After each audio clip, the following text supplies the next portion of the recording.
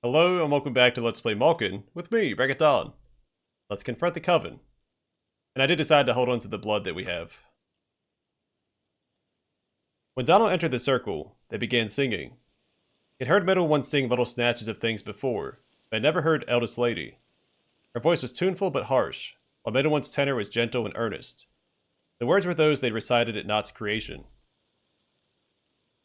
More or less, lesser more. That's a house without a door. Life's a squatter, rank and poor. More or less, lesser more. Middle One added the next verse alone. Lesser more or less. Desires a bird without a nest. Where it builds, it cannot rest. Lesser more or less. And Eldest Lady finished. More or less, lesser more. Time's a straw it's looking for. The storm it sometimes flees, and the branch it cannot seize. Refugee from time's great war. More or less, lesser more. We are witches. We do and desire what others cannot. We see the paths of kings and peasants, and let others walk them. No laws but our own govern us. Gold is dross to us, and dross gold. We keep our heads in the world of flesh, and our feet tangled in the roots. Of all mortals, we're the closest to namelessness. We traffic with kami, tutelars, ogres, and ghosts. And yet we are alone. No house will host us long. No crowd will love us. No kin will own us. From the places people gather, people will drive us. Though we may walk in wisdom's light, our shadow is misfortune, and to keep company with us means sometimes coming into that shadow. For this reason, we bind ourselves to a coven. In it we have companionship, family, and government. Its bond surpasses the bonds of blood, and its 3 laws surpass the laws of mere language. The laws are not just words but truths, limiting and lifting us the way currents of air limit and lift the flights of birds. Come, Donald, young witch. Middle One and I want you to join us. You failed in your quest, but we must go on. The coven must go on. Come, she said again. He stepped forward. Alright, so she told us we failed our quest. We're told there were 3 hunters in the woods. We found 2. Suitor and Wilson. Unless you count the witch hunter. It's also possible we weren't meant to kill anybody, but we killed Suitor. But the reason I killed Suitor was because of how Not reacted and threw the table against the wall. And I assume because Not was raised from the grave of Nen, that maybe he could sense that Suitor was her killer, and that's why he reacted the way he did, and I let him kill her, or kill him. So I'm curious. We just weren't supposed to kill anybody.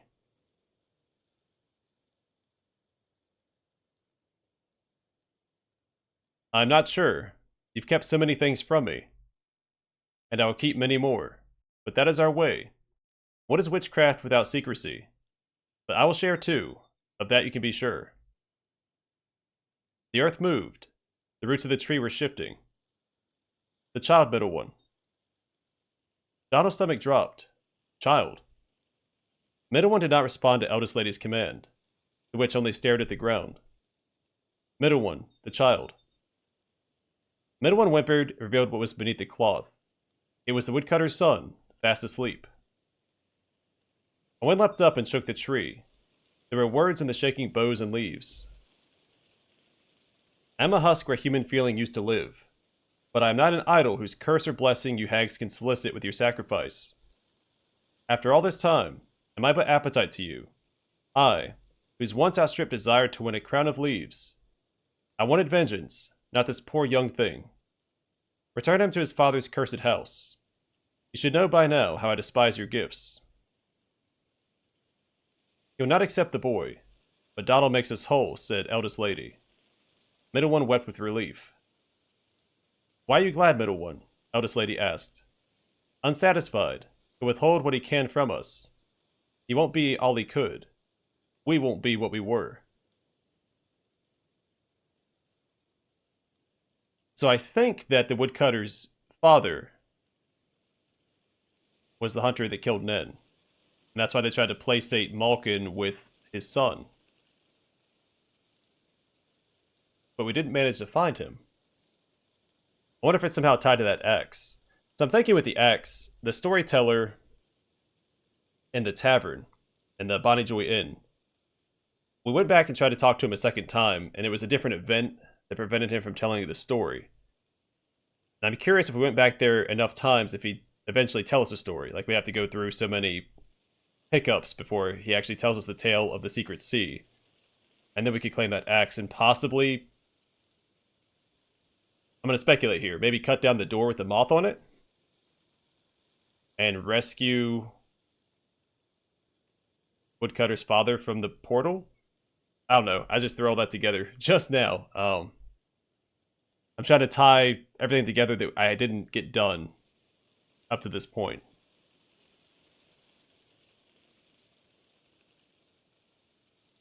Huh. Alright.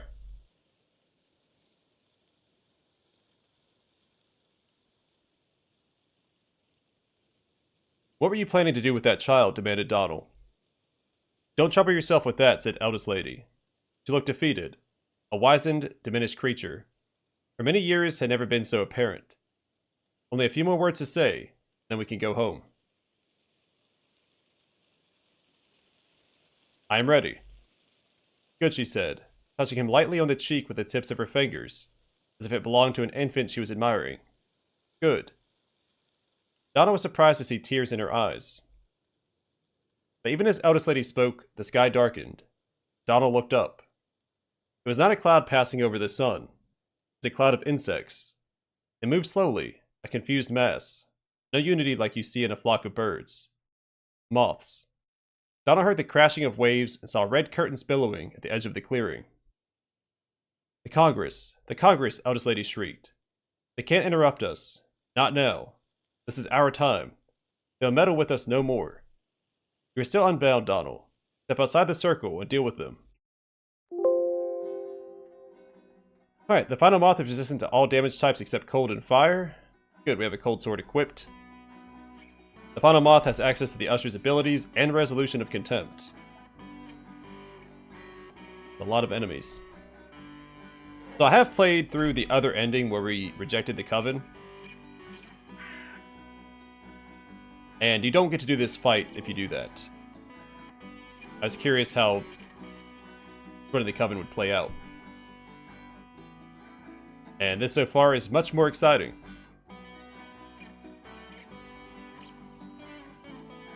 If there was any doubt about not wanting to join the coven on my initial run, or playthrough at the end, when they tried to sacrifice the woodcutter's son, that's when I was like, you know what? No, I don't need this. But what happens in that ending is you leave the woods, you don't do this fight.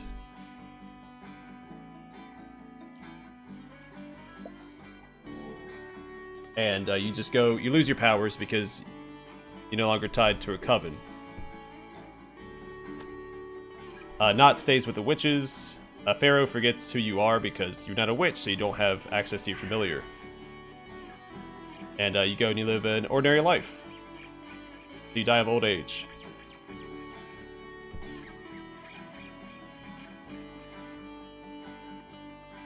It's a pretty sad ending.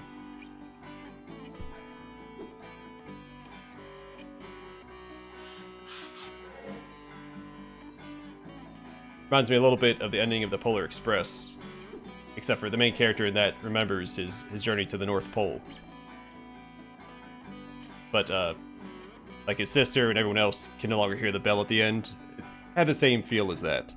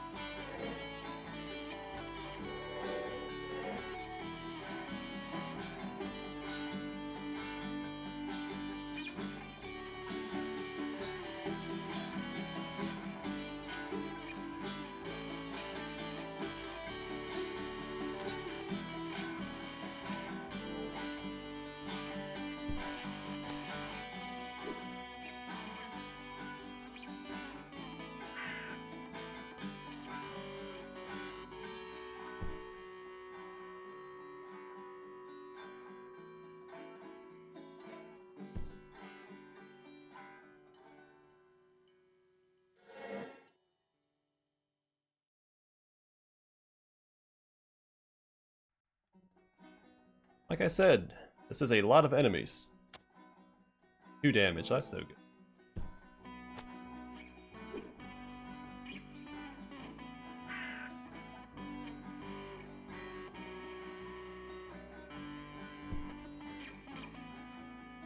Job not. My main character is struggling to cut through these guys, but Not is cutting a swath through them.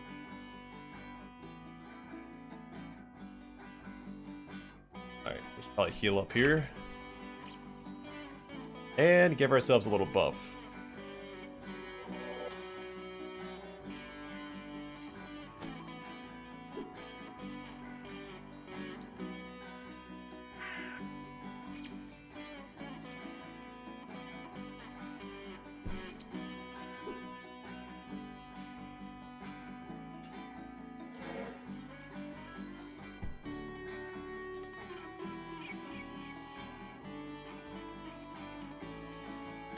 Wow, 1 damage short of killing him.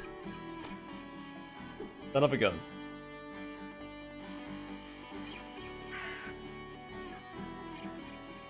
I still want to leave him alive so we can get the swordplay off and hit 2 enemies at once, ideally.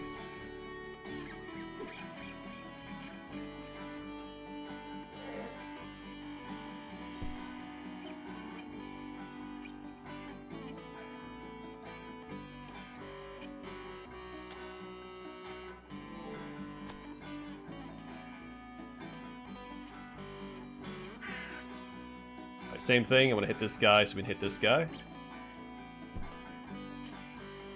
Job not. Carrying the team on that side.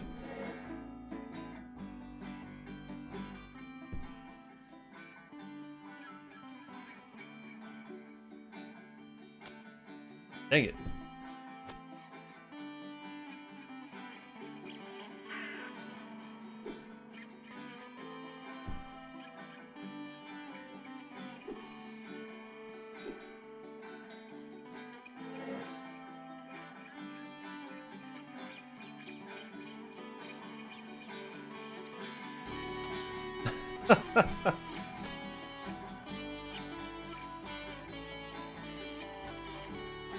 Alright, screw it.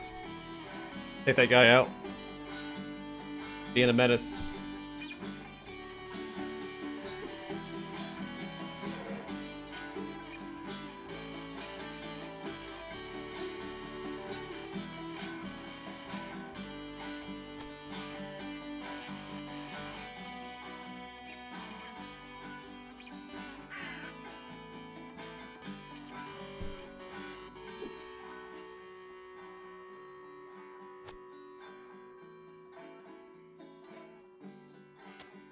Fantastic.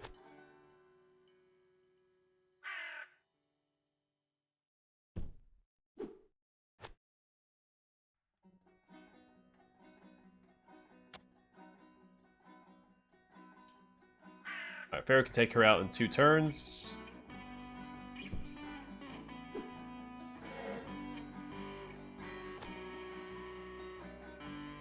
I need to heal up here.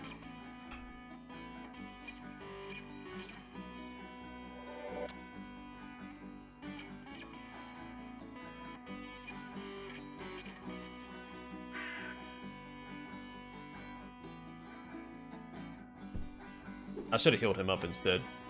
He'll be alright.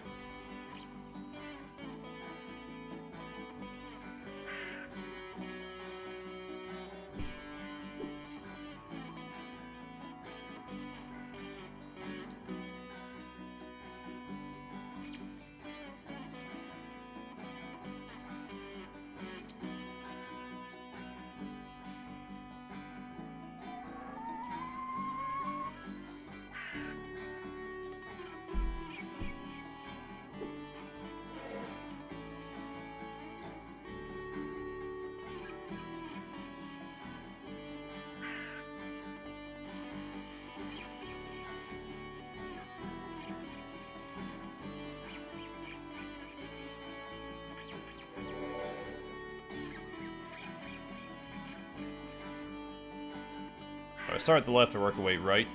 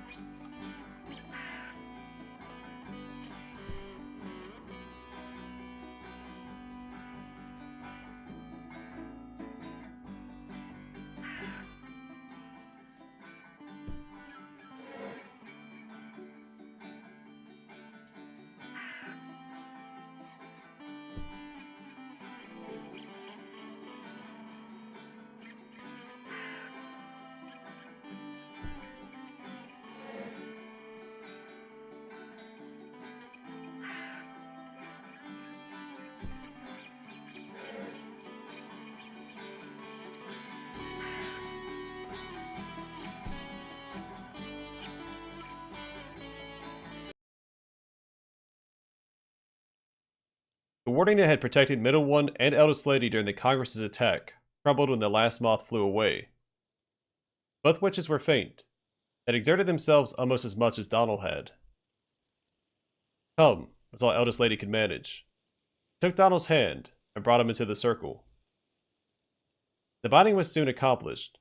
Three witches went back to the cottage together, a coven. The last days. It wasn't long before the young witch determined that something was very wrong. Dreams came to him that shouldn't have come to him. Memories of a past he never had beset him. He began to dwell on them, and sometimes he felt in them. It was like living in a haunted house, but the world was the haunted house, and sleep was the haunted house. Even desire was the haunted house.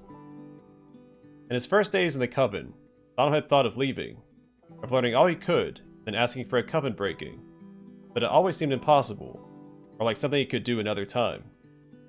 Then it became too late for that. He left home less and less. He started refusing meals, and stopped getting out of bed. Eldest Lady and Middle One went on as they had. But after a decade or two, it was clear that Eldest Lady was no longer the storied witch she once was. The power of the coven was not enough to stave off the mortality she dreaded. The world outside was changing too, and people didn't fear the woods the way they used to. Her realm was diminished, as what she was, and even the kami were driven to more and more isolated corners of the woods.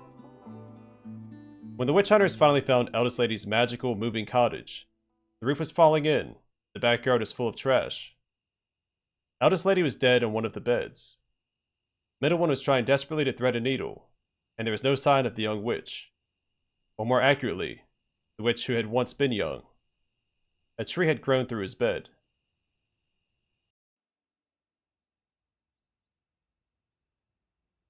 So I wonder if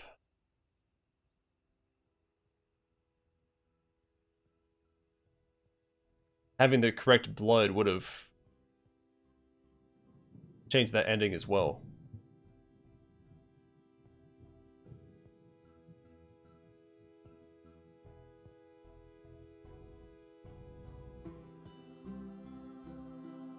I'm not sure.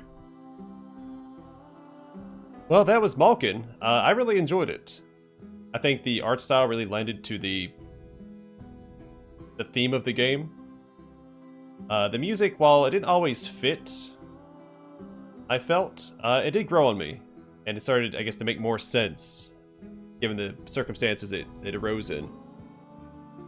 The writing style was fun. It's not too dissimilar from my own, so for those of you who don't know, I've done a little bit of writing in my time, and won at least one award, so not to toot my own horn, but toot. The exploration in the game felt really satisfying, even just the percentage going up whenever you went to a new location on the map, but also all the loot and clearing out the portals was good fun as well. It did feel like the leveling up was a little slow in the beginning, like getting to level 2 took a very long time. But I think after that it started to pick up pretty quickly.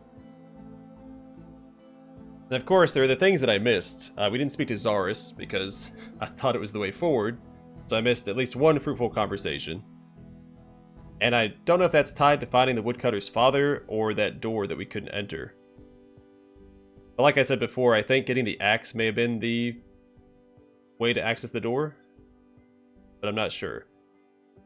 I think all the things that I missed were tied together. So I think the storyteller and Bonnie Joy Inn would have led to getting the axe, which would have led to cutting down the door, which would have led to rescuing the woodcutter's father.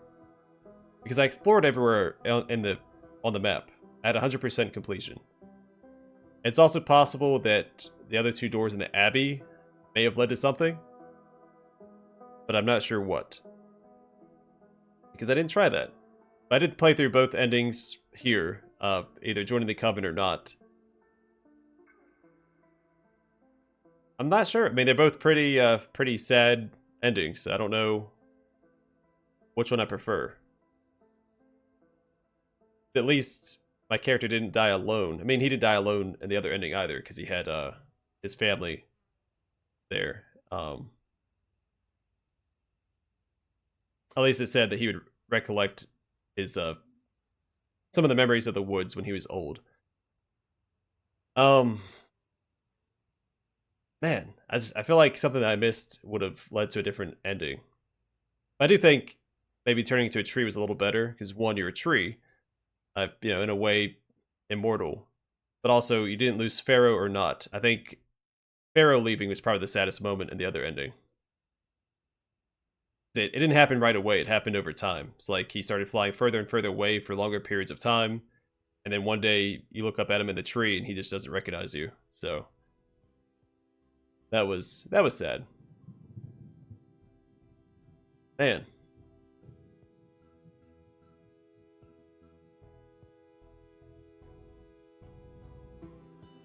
Yeah, because even Eldest Lady said if we had the blood,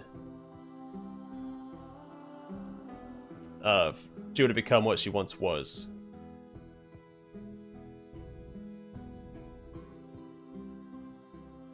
So it has to be tied to the woodcutters. Or to the woodcutter, I guess, not the sun. Which is curious, because he called it the woodcutter, not the hunter.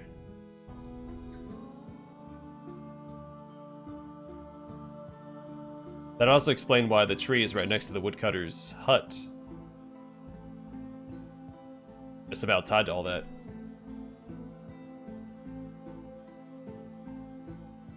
Again, I'm not sure, because I think the stuff that I missed is why I have all these holes in the story. Well, either way, really enjoyed it. Highly recommend it. Thank you guys for joining me on yet another adventure. I hope to catch you guys in the next one.